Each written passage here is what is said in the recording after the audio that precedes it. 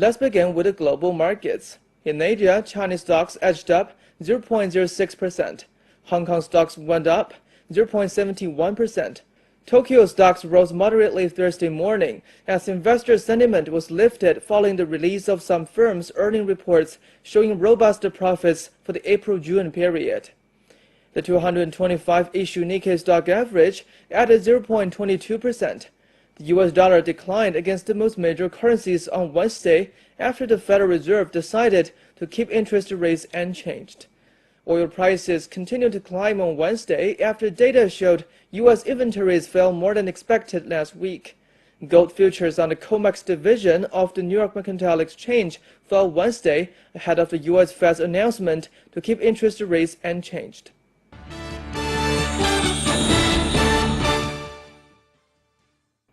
Here's the latest on the U.S. stocks from our correspondent Su Omong in New York. Okay, let's take a look at the stocks market. U.S. stocks extended gains on Wednesday with major indices hitting record highs, boosted by strong corporate earnings. Shares of Boeing soared on Wednesday after the Dow Component Company posted better than expected earnings. Boeing's second quarter GAAP earnings per share increased to $2.89, and the non-GAAP earnings per share rose to $2.55. The company also raised its full-year earnings guidance. Coca-Cola and Ford also posted quarterly earnings that topped Wall Street estimates. This earnings season has been strong so far and pushed the major indices notched record highs recently. Latest data from Thomson Reuters show that S&P 500 companies' blended earnings in the second quarter of 2017 are expected to rise 9.9% year-on-year, while the revenues are forecast to increase 4.7%. This is Omong reporting from New York Stock Exchange. Thank you, Omong. Now turning to agriculture futures. Here's Jack Scoville in Chicago with the latest. Hi, it's been a firm tone in the grain markets for a Wednesday, and the markets may be finding at least a little bit of a short-term low in through here. If you look at the daily charts for the corn, the wheat, and the soybeans, all three of these markets have fallen into areas where they should find some support, and there really doesn't seem to be any fundamental reason for them to go any lower right at this time. The weather's still important for all three markets, with the spring wheat crop tour going on out in the Dakotas and finding below average yields on the first day. Those yields expected to go down as the tourists move farther west and see some really bad fields. Corn and soybeans still very much a weather market, and the weather remains significantly less than perfect. Some of the big heat finally coming out of the forecast here over the last couple of days, and it looks like it could be pretty pleasant, at least in many parts of the Midwest, but still hot in the Great Plains and dry in just about all these areas. Thanks very much. This is Jack Scoville, Vice President of Price Futures Group, here on the CME Group floor with some comments for the markets. Thank you very much, Jack, and we'll keep you updated on the daily agriculture futures.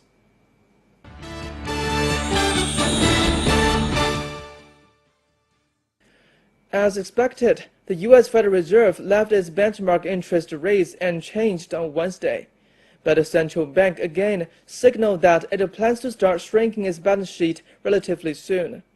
In a statement, the Fed said, quote, "The committee expects to begin implementing its balance sheet normalization program relatively soon, provided that the economy evolves broadly as anticipated." The Fed's balance sheet has ballooned to around $4.5 trillion following 3 rounds of quantitative easing programs since global financial crisis in 2008. With the U.S. economy seemingly back on track, Fed policymakers are preparing to unwind its crisis-era policies to avoid artificially pumping up inflation or asset bubbles. Last month, the Fed raised the benchmark interest rates for the 4th time since December 2015 and unveiled a plan to trim its holdings of U.S. Treasury bonds and other mortgage-backed securities later this year. According to a recent survey, most economists expect the Fed to begin shrinking its balance sheet in September, with a further rate hike in December. However, with inflation softening lately, Fed officials are now debating the pace and timing of the future rate hikes. Some economic news from the UK. According to official data, Britain's economy advanced slightly in the second quarter, pulled higher by the key services sector. It comes despite high inflation and uncertainty over Brexit. The Office for National Statistics said the gross domestic product grew by 0.3% between April and June. It is a slight increase compared with the first quarter of the year. The data comes shortly after the IMF downgraded its 2017 growth estimate for Britain on Brexit's clouded outlook. The Statistics Office on Wednesday said the UK growth in the second quarter had been driven by services, which grew by 0.5%, largely thanks to the retail sector. The Treasury on Wednesday said the number of Britain's 12-sided pound coins now in circulation has overtaken the number of gold round coins still in use. The new coin has been described as one of the most secure in the world. It has seen millions of the old coin introduced 30 years ago taken out of circulation. The old coins are being melted down, with the metal used to help the Royal Mint create the 1.5 billion new coins, joining the other 7 coins in use. A new report shows the number of EU consumers shopping online has nearly doubled in the last decade. Trust in e-commerce companies has increased, and shoppers are becoming more comfortable buying from other EU countries. According to the Consumers' Conditions Scoreboard, the share of European buying online surged from almost 30% in 2007 to 55% in 2017. Meanwhile, consumer trust in e-commerce has dramatically increased. Trust for domestic online retailers is up 12 percentage points from last year, by 21 points for purchases from other European member states. Retailers, however, remain reluctant to expand their online activities and continue to have concerns about selling online to consumers in other EU countries. The survey says retailers are concerned about a higher risk of fraud, customers not paying, different tax regulations, and differences in national laws. Demand in online shopping is increasing, but the offer is not yet catching up. So we have to finish what we have started right from the beginning of this Commission to make the digital single market a reality. Since 2008, the Consumer Scoreboard has provided a snapshot of shopping in the EU, providing evidence to inform government policy. Indonesia has been reforming its economy, making it a more attractive place for international investors. Taking up the offer has been China, with its mainland companies investing $2 billion in the first half of the year. Income Report has more. The $2 billion figure is up 12% from this time last year. Meanwhile, investment from companies registered in Hong Kong increased by 6% to $1 billion. That means with a combined investment of more than $3 billion, China has now passed Japan as Indonesia's second-largest investor. Singapore stays top after its companies plowed in $3.7 billion in the first half 2017. Reacting to the news, Thomas Lambon, chairman of the Indonesia Investment Coordinating Board, said Chinese investment was welcome. He said investment came from the two countries' cooperation at the highest level. A very effective participation of the Indonesian government in the Belt and Road Forum last May in Beijing helps to qualitatively and quantitatively endorse investment growth from China. The chairman also knows how Chinese investment is moving from capital-intensive projects to labor-intensive projects. He said China increased investment in sectors like tourism had created more jobs for Indonesia. More news from China. China's major state-owned enterprises, or SOE, will complete corporate governance reform by the end of this year to overhaul inefficient state companies. The State Council says the reform supervised by the central government excludes financial and cultural firms. A contemporary corporate system aims to separate government administration from business operations by restructuring them into limited companies. As a result, SOE can function as efficiently as other businesses.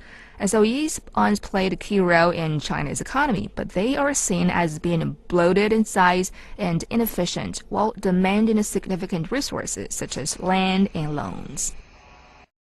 China's securities regulator will make more efforts to secure the quality of initial public offerings, or IPOs, and maintain the trend of IPO normalization.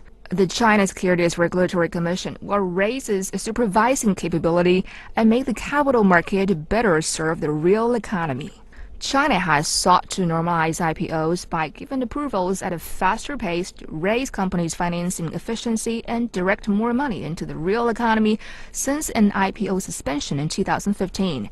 Meanwhile, the CSRC has become harsher with IPO applicants to raise the quality of listed companies.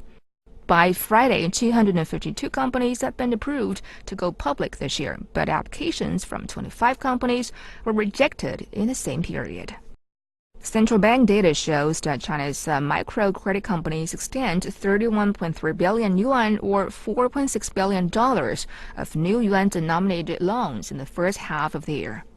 Microlenders largely target small companies and low-income groups in need of capital.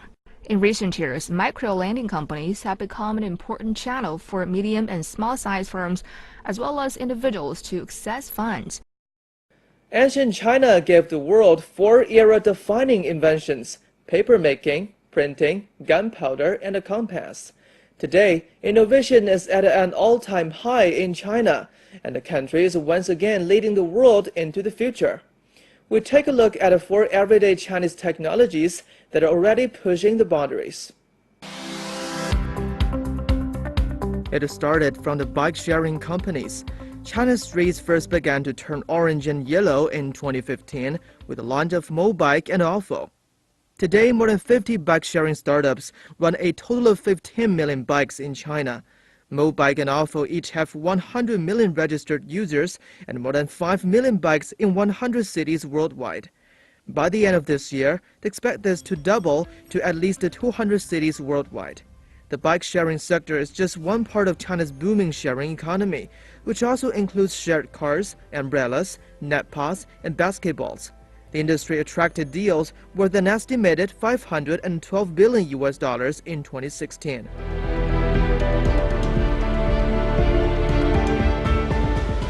The e-commerce market in China is expected to grow by about 19% year-on-year in 2017.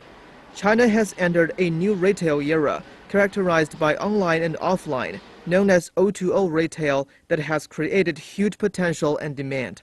In addition, the popularity of social media spurs online buying.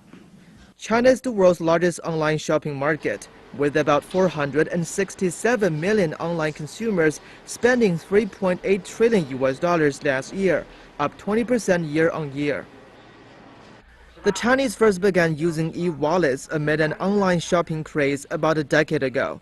Today, technological advancement has enabled China to lead the way as an emerging cashless society. In big cities such as Beijing and Shanghai, it is rarer to find someone without a mobile wallet.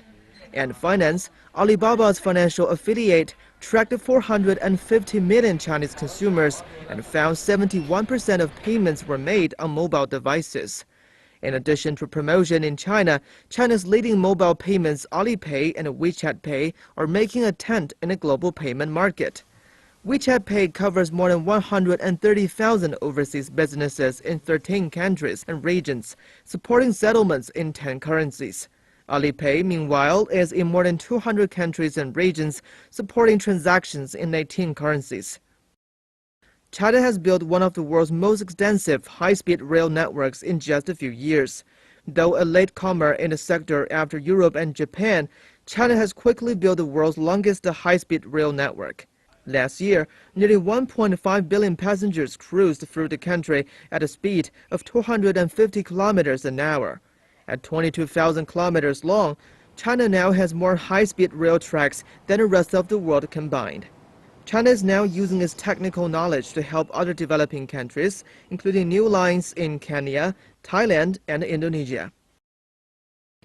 Turning to some company news, Facebook has reported a surge in profits in the past quarter, fueled by strong growth in money-making ads to its more than 2 billion users. Net profit in the second quarter leapt 71% from a year ago to $3.9 billion, with revenues climbed 45% to $9.3 billion. According to the leading social network, the number of people using Facebook at least once a month was 2.01 billion at the end of June, an increase of 17% from the same time last year. The vast majority of Facebook's revenue came from advertising, and 87% of that was derived from ads served to people connecting with mobile devices. A U.S. judge has ordered Apple to pay more than $500 million to the university after a tech firm failed to abide by an earlier court ruling. Apple was sued in 2014 for allegedly using a technology developed by a professor and students in its iPhone chips without the University of Wisconsin-Madison's permission. Apple was ordered to pay about $234 million when it lost the patent case. The sum has now been more than doubled because it continued to use the tech. The judge said the additional damages and interest brought the sum owed to $506 million. Samsung Electronics on Thursday reported an 88.9% jump in its second quarter net profit, boosted by demand for its memory chips and a rise in smartphone sales. Net profit for the April to June period rose to $9.92 billion. The South Korean tech giant is one of the world's largest makers of mobile phones as well as memory chips. Profit breakdown showed the firm's semiconductor business raked over $7 billion in operating profit in the second quarter, up 204% from the previous year. Chinese tech giant Xiaomi rolled out its fastest ever operating system on Wednesday to offer a smoother user experience. According to Xiaomi's co-founder Hong Feng, the smartphone maker has unveiled a MIUI 9, the latest update of its MIUI series operating system, which might be the fastest Android-based operating system by far. The MIUI 9 operating system boasts outstandingly fast speeds in launching mobile apps, surfing the internet, playing games, and searching notes and pictures. Two big German car makers have been accused of breaching EU cartel rules. Volkswagen and Daimler declined to comment on the allegations that they and other German car giants colluded to fix the price of diesel emissions treatment systems. The issue is under investigation by EU and German antitrust regulators. Companies found to have infringed EU cartel rules are liable to pay fines of up to 10% of their global revenue. The Belt and Road Initiative, comprising the Silk Road Economic Belt and the 21st Century Maritime Silk Road, was first proposed by China in 2013. It is a grand trade and infrastructure plan to connect Asia with Europe and Africa along the routes of ancient Silk roads. To see how the scheme is affecting people at a local level, CNC talked to a number of people around the world and asked them how the Belt and Road had changed their lives. My name is James Koye. I am 31 years old. I am working in Nairobi New South Station as safety officer. For the last 2 years, I have been working to work 1 hour every day, but I never feel tired. My work is to make sure that there is safety during construction of the new railway line that link our capital city of Nairobi to our harbor city of Mombasa.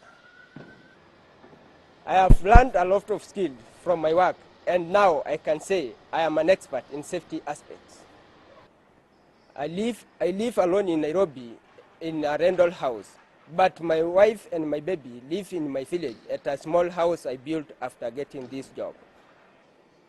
We are not expecting only the new railway to make transportation easier, but we are expecting many other changes in our country, and we are expecting the new generation to benefit from it. I am proud to be part of this construction.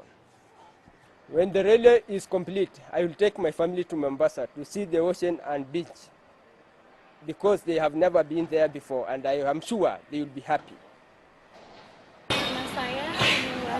My name is Niling Bahuli. I work as sales in Vivo Communication Company. Before this job, I worked in retail industry that gained insufficient income. However, I have earned more after working in Vivo Communication. My income also suffices my daily needs. I can also help with my parents. For the future, I will work harder and strive to ascend the career ladder. Thank you, Vivo.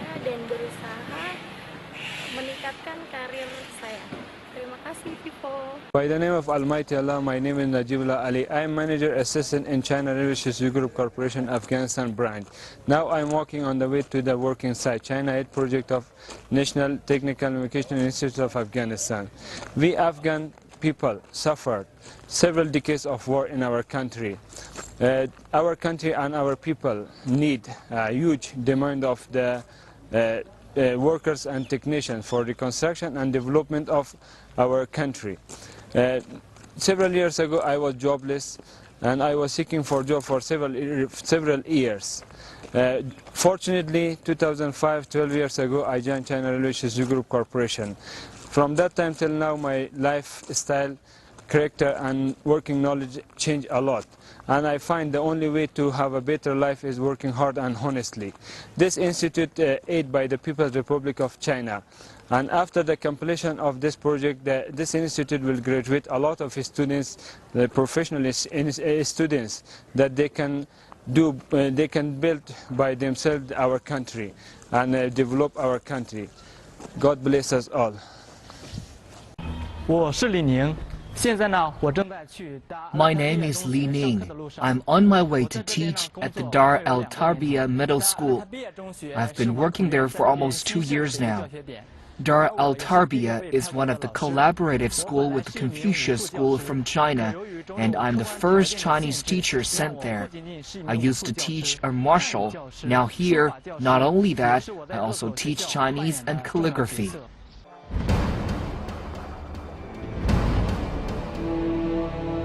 云天无际，承载梦想。中国南方航空是中国运输飞机最多、航线网络最发达、年客运量最大的航空公司。亚洲第一，全球第三，是南航缔造的业界奇迹。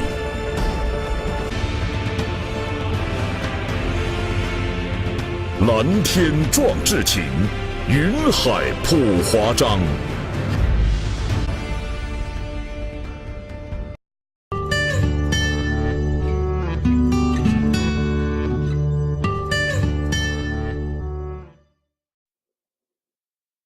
Hi, this is Little Chinese Channel, 小小中文, Lesson 42.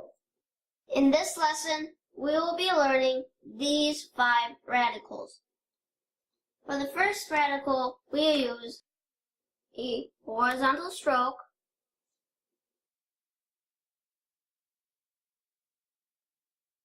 a vertical stroke with a hook at the end, and a stroke that looks like this. This radical is called 提手旁. 提手旁, 提手旁, 提手旁 comes from the character 手, which means hand. All the characters that have 提手旁 are related with action. 提手旁 is often at the left of a character. Here are some characters that 提手旁 is a building block of. For the next radical, we use a vertical stroke, a stroke that looks like this, and a horizontal stroke. This radical is called 方框, 方框, 方框, 方框.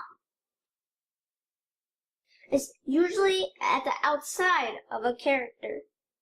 Here are some examples of what 方框 can make. For the third radical, we use 2 downstrokes to the left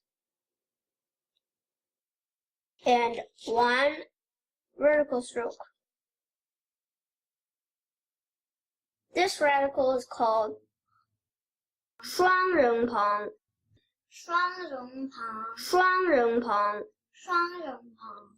It's transformed from the radical 单人旁.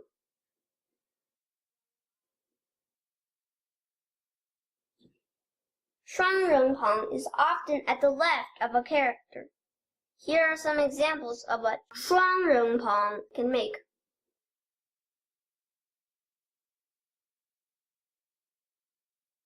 For the fourth radical, we use 1 downstroke to the left and 2 more downstrokes to the left. This radical is called 三撇. 三撇 is the building block of these characters. For the last radical, we use a downstroke to the left, stroke that looks like this, and another downstroke to the left. This radical is called 反选旁.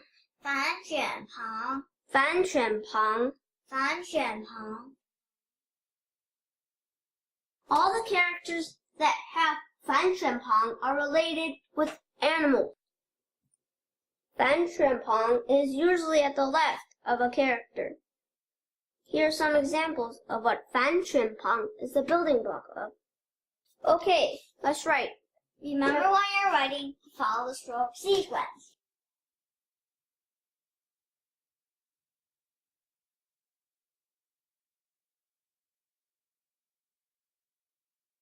提手旁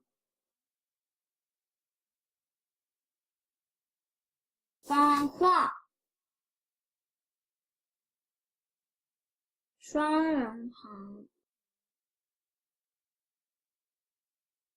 三撇反选旁 Bye-bye, the lesson is done.